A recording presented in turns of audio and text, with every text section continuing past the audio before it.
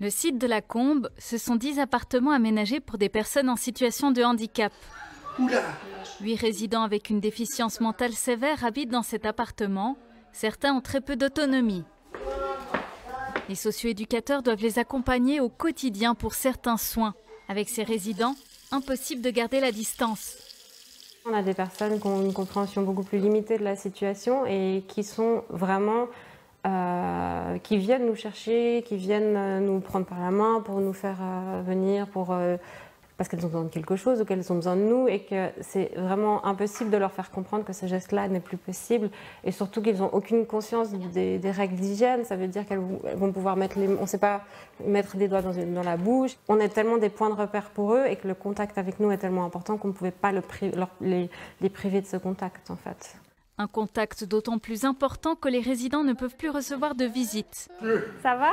Ouais? Bien? Passez une bonne matinée? Depuis le début du confinement, Steve reçoit des surprises de sa mère. Elle vous envoie quelque chose, c'est ça? Des paquets, tous les jours. Biscuits? Ouais. Des jeux de fruits aussi? Oui, tout bien.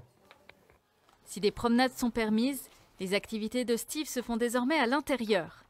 Qu'est-ce que tu fais d'autre dans ta chambre pour t'en occuper? Quoi? Tu regardes quoi? La télé? Oui, DVD tout. Tu as plein de DVD. Oui. Tu écoutes aussi La radio. la radio. C'est vrai que c'est quelqu'un qui s'occupe beaucoup dans sa chambre. Il est quand même très sociable avec les autres résidents. C'est super. Donc ça, c'est une activité qu'il fait tous les lundis. T'aimes bien aussi le vélo à l'extérieur, hein? Oui. Ouais. Qui pour l'instant, on ne peut pas le faire aussi. Hein? Pour limiter les contacts, les ateliers occupationnels sont fermés. Mais Steve continue une des activités dans sa chambre. Voilà, c'est du collage de tissu qu'il fait. Oui. Tu veux le donner à qui après ton collage? Maman. Ben voilà, il fait J'en ai fait deux pour maman. Deux, j'ai fait. Est-ce que vous vous ennuyez? Pas tellement. Je regarde la télé, les DVD tout. Du coup, c'est plutôt agréable, ça. Oui. Même pour ce résident qui semble bien s'adapter aux circonstances, il y a des moments de crise. Steve rencontrait sa maman toutes les semaines, tous les samedis. C'est quelque chose d'extrêmement important pour lui, c'est un point de repère. Je veux dire, c'était un petit peu le but de sa semaine au final. Il y avait la visite de maman, enfin il allait chez sa maman. Donc ça a été très très difficile pour lui. Pour moi?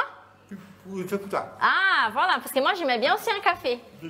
Dans les moments de vie commune comme les repas, il a aussi fallu réinventer le quotidien. Là, maintenant, c'est qu'en fait, on est à la cuisine pas plus que 5 personnes. Pour certains, c'était très difficile aussi d'accepter parce qu'on mange tous ensemble. On est vraiment dans un milieu très familial. Hein. Pour certains, ils ne comprenaient pas pourquoi on prenait en fait la température 4 fois par jour, hein, Steve. Mais Steve, voilà, Steve est très rassuré. On a la chance aussi d'être à la Combe. Voilà, on a d'espaces verts. On peut vraiment profiter, faire des balades. Alors que le déconfinement a commencé, ici, on doit encore patienter. C'est difficile pour nous, pour eux, mais je pense que pour leur santé, pour leur état, c'est indispensable. Steve espère revoir sa mère avant l'été. Parfait. Parfait. Dis-moi, parfait. Tout est bon.